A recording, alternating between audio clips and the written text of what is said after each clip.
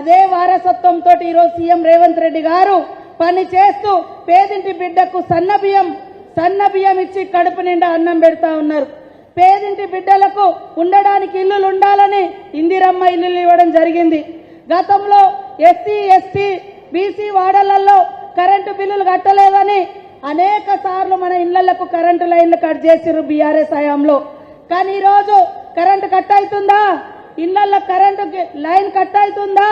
ఫ్రీగా 200 యూనిట్ల కరెంట్ వస్తా ఉంది.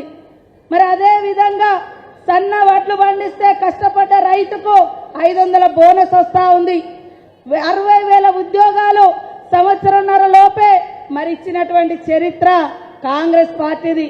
అందుకనే ఖచ్చితంగా ఈ ప్రాంతం తెలిసిన వ్యక్తులుగా ఈ ప్రాంత అభివృద్ధి కోసం మా పంచాయతీరాజ్ శాఖ నుంచి మా ఉమెన్ చైల్డ్ వెల్ఫేర్ నుంచి కూడా పెద్ద ఎత్తున నిధులు ఇవ్వడం జరిగింది.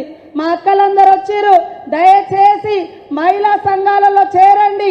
ఇప్పటికే 25,000 కోట్ల రూపాయలు వడ్డీ లేకుండా మహిళా సంఘాలకు బ్యాంకు లింకేజీలు ఇచ్చినాం. అక్కడ మా అక్కలు చప్పట్లు కొడుతున్నారు.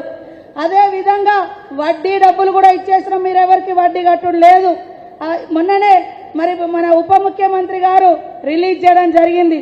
ఈ రోజు దాదాపుగా 2 కోట్లతోటి కే సముద్రంలో మరి వేమన్న గారు మురళీ నాయక్ గారు ఆలోచన చేసి మా ఆడకూతుర్లకు పెద్ద భవనం కావాలంటే మహిళా శక్తి ఇందిర మహిళా శక్తి భవనం కూడా ఇవ్వడం జరిగింది.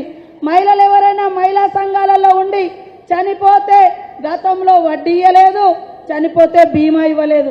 ఇప్పుడు మనము దురదృష్టవశాత్తు చనిపోతే 10 లక్షల రూపాయల వరకు ఇస్తా ఉన్నాం.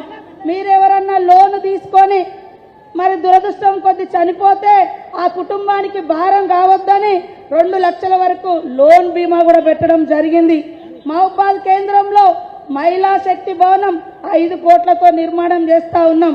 కాబట్టి ఇప్పుడు ఇందిరా మహిళా శక్తిలో 60 సంవత్సరాలు దాటినటువంటి అవ్వలైనా 15 ఏళ్లు దాటినటువంటి చెల్లెలైనా తప్పకుండా మహిళా సంఘాలలో చేరండి. మన ముఖ్యమంత్రి గారి యొక్క లక్ష్యం ప్రతి ఆడబిడ్డను కోటీశ్వరులను చేయాలి. 1 కోటి మందిని మహిళా సంఘాలలో చేర్చాలి, కోటీశ్వరులను చేయాలి. ఒక ఇంట్లో ఆడకూతురు సంతోషంగా ఉంటే ఆ ఊరు బాగుంటుంది, ఆ ఇల్లు బాగుంటుంది. అట్లా అందరూ మహిళలు సంతోషంగా ఉంటే ఆ ఊరు బాగుంటుందని ఆడవాళ్ళ మీద భారం పడొద్దని ఫ్రీ బస్సు కూడా పెట్టడం జరిగింది. 500 గ్యాస్ తీసుకురావడం జరిగింది. కాబట్టి మా అక్కలకు మా తమ్ముళ్ళకు అందరికీ కూడా కాంగ్రెస్ ప్రభుత్వాన్ని దీవించండి.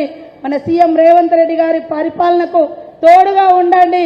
మీ అందరి యొక్క సంక్షేమమే కాంగ్రెస్ ధ్యేయం, ఇందిరమ్మ రాజ్యం యొక్క లక్ష్యం అని తెలియజేస్తూ అందరికీ నమస్కారాలు, ధన్యవాదాలు. గౌరవ మంత్రివర్యులు సీతక్క గారికి ధన్యవాదాలు తెలియ